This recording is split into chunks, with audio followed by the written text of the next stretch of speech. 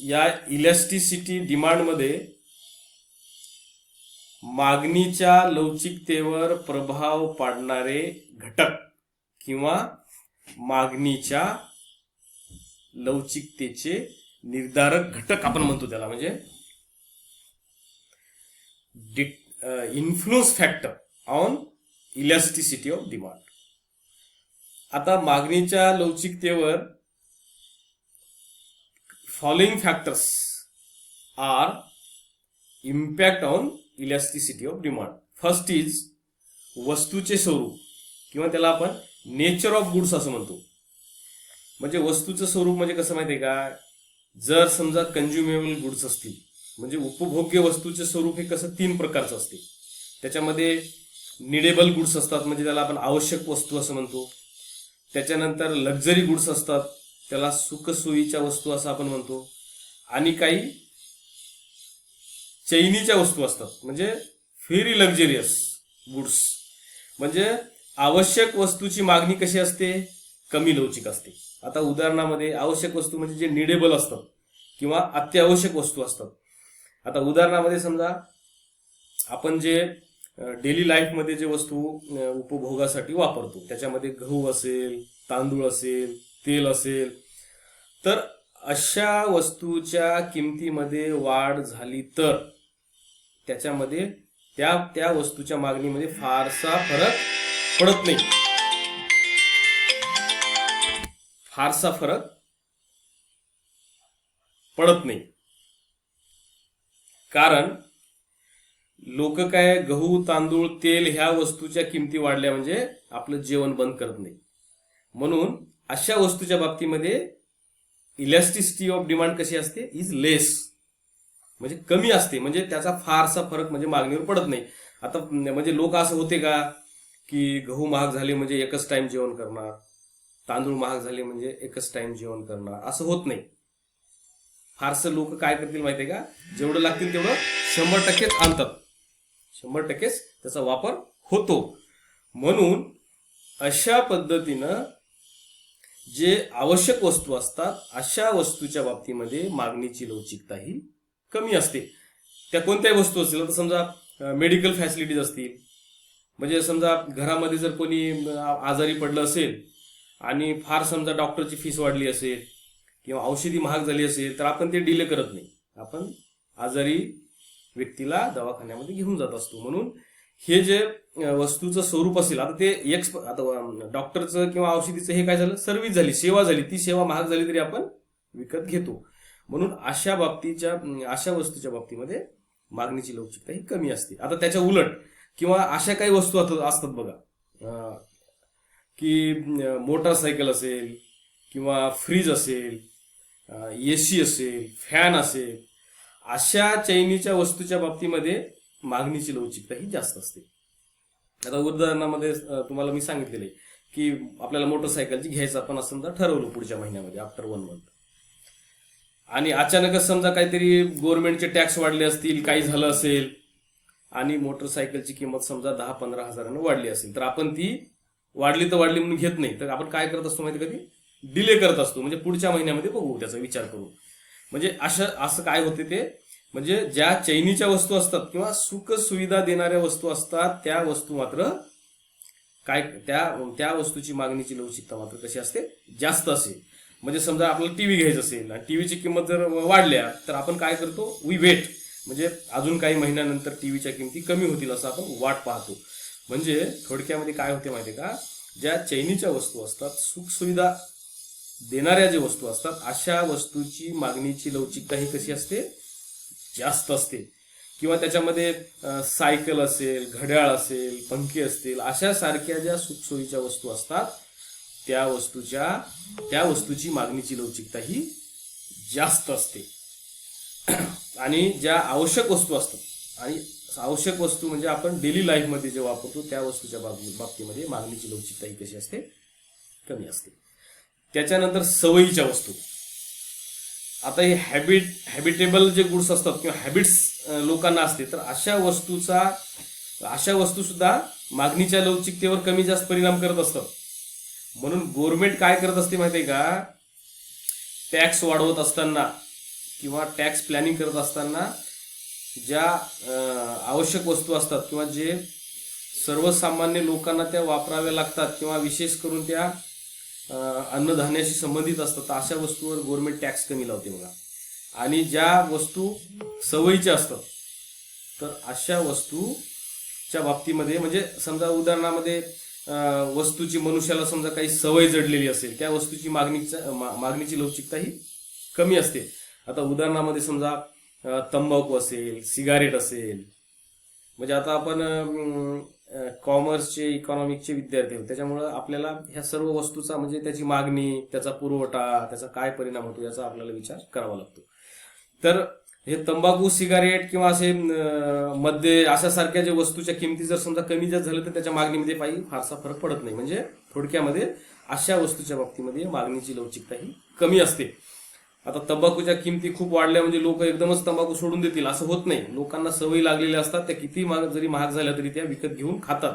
म्हणजे याचा अर्थ असा की किमतीमध्ये वाढ झाली तरी वस्तूच्या मागणीमध्ये कमी काही घट होत नाही, फारसा परिणाम त्याच्यामध्ये होत नाही. म्हणजे इन शॉर्ट मध्ये त्या वस्तूची मागणीची लवचिकता ही कमी असते. त्याच्यानंतर वस्तूची किंमत. आता वस्तूच्या किमती सुद्धा मागणीच्या लवचिकतेवर परिणाम करतात. आता कशा परिणाम करतात बघा. आता अत्यंत जास्त किमतीच्या आणि अत्यंत कमी किमतीच्या वस्तूची मागणी ही कमी लवचिक असते. आता उदाहरणामध्ये समजा एखाद्याला 15 लाखाची जर समजा 4 व्हीलर घ्यायची असेल आणि त्याची किंमत जर 15.5 लाख झाली, 16 लाख झाली, तर अशी व्यक्ती त्याची प्लॅनिंग म्हणजे काही चेंज करत नाही, ती ते विकत घेणारच आहे. किंवा एखादं समजा डायमंड असेल, आता डायमंड हे 1 कोटी 2 कोटी त्याच्या त्या क्वालिटीवर त्याची किंमत असते. किंवा ते पल्स असतील, मोती असतील, अशा मौल्यवान वस्तूच्या किमती किती जरी वाढल्या तरी त्याचा एक विशिष्ट ठरलेला ग्राहक वर्ग असतो, विशेषतः श्रीमंत वर्ग असतो. मग हे श्रीमंत लोक त्या वस्तू घेण्याचं टाळत नाहीत. त्याच्या किती जरी किमती वाढल्या तरी त्या वस्तू विकत घेतात. म्हणजे वस्तूची किंमत जर फार जास्त असेल तर अशा वस्तूच्या बाबतीमध्ये मागणी ही कमी लवचिक असते. म्हणजे श्रीमंताची खरेदी कमी होत नाही. तसेच जे खूप कमी किमतीच्या वस्तू असतात, खूप कमी, त्याच्यामध्ये समजा आग पेटी असेल, पोस्ट कार्ड असेल, किंवा मीठ असेल, किंवा आपली टचपिन असेल, अशा फार कमी किमतीच्या वस्तू असतात. तर त्या वस्तूच्या किमती वाढ झाली किंवा घट झाली तरी त्याच्या मागणीमध्ये काही फारसा फरक पडत नाही. म्हणजे ह्या वस्तू कशा असतात, स्वस्त असतात आणि कमी वापरले, म्हणजे त्याचा वापर हा लिमिटेड स्वरूपाचा असतो. म्हणजे आगपेटी फार समजा स्वस्त झाली, आता समजा 2 रुपयाला एक भेटते, समजा ती 50 पैशाला झाली, म्हणजे लोक काय असं म्हणजे एखादं पोतं भरून आगपेटी घरी आणून ठेवत नाहीत, बरोबर आहे की नाही. म्हणजे त्याच्या किमतीमध्ये वाढ झाली, घट झाली तरी त्याच्या मागणीमध्ये फारसा काही परिणाम होत नाही. म्हणून अशा वस्तूच्या बाबतीमध्ये सुद्धा मागणीची लवचिकता कशी असते, कमी असते. म्हणजे ज्या वस्तूची जी किंमत आहे, म्हणजे price of goods is decided to hike और decrease of elasticity of demand, म्हणजे ते ठरवत असते. आता या उलट बघा, ज्या काही चैनीच्या वस्तू असतात त्याच्यामध्ये विशेष करून घरगुती वस्तू असतात, त्याच्यामध्ये फ्रीज असेल, मोटरसायकल असेल, किंवा घड्याळ असेल, म्हणजे मध्यम किमतीच्या स्वरूपाच्या ज्या वस्तू असतात अशा वस्तूची मागणीची लवचिकता आहे ती जास्त असते. मोटरसायकल समजा किमती 10,000 कमी झाल्या तर लोक लगेच त्या विकत घेतात. किंवा फ्रीजच्यावर काही ऑफर असेल किंवा 4-5 हजाराची बचत होत असेल तरी ग्राहक लोक उपभोक्ते काय करतात, ते खरेदी करतात. म्हणजे असं त्याच्या उलट आहे. आणि जास्त किंमत असणाऱ्या वस्तू आणि एकदम कमी किंमत असणाऱ्या वस्तू मात्र त्या अशा वस्तूच्या किमतीमध्ये, अशा वस्तूच्या मागणीमध्ये फारसा काही फरक पडत नाही.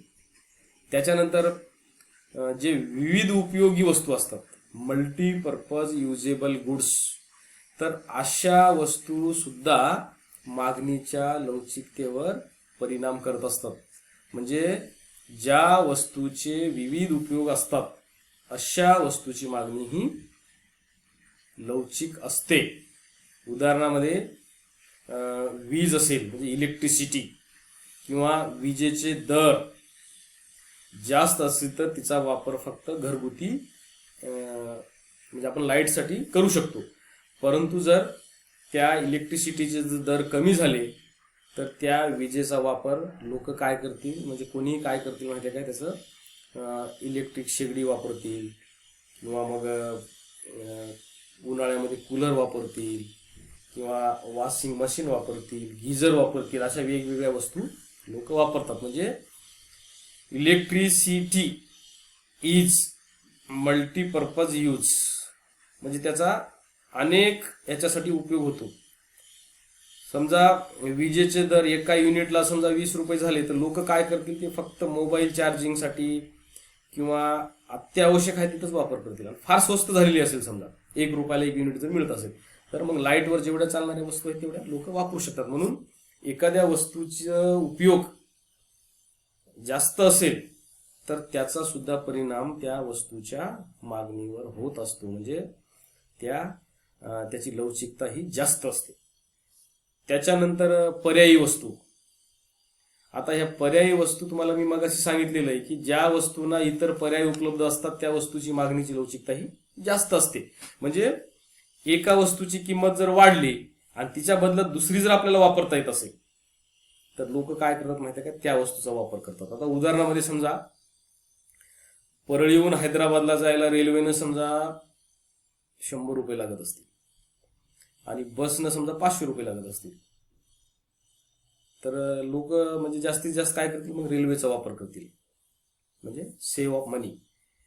आणि उलट जर झालं समजा की रेल्वेनं जाण्यासाठी 500 रुपये लागत असतील आणि बसनं जाण्यासाठी समजा 200 रुपये लागत असतील तर लोक म्हणजे काय करतील, अचानकच म्हणजे ते बसचा वापर करतील. म्हणजे लोकांकडे कसं पर्याय असतो की पर्यायी वस्तूची किंमत जर कमी झाली तर लोक काय करतात, लगेच ती वस्तू सोडून दुसरी वस्तू वापरतात.